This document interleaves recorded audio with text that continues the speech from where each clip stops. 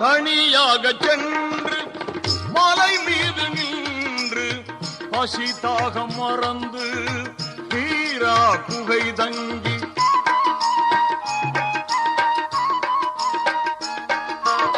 தனியாக சென்று மலை மீது நின்று பசி தாகம் மறந்து ஹீரா குகை தங்கி உலகாலும் குர்ஆன்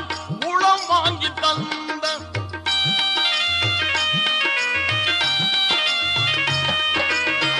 உலகாலும் குர்ஆன் உளம் வாங்கி தந்த எம்மான் கோமான் எம்பெருமான் நபியை தேடி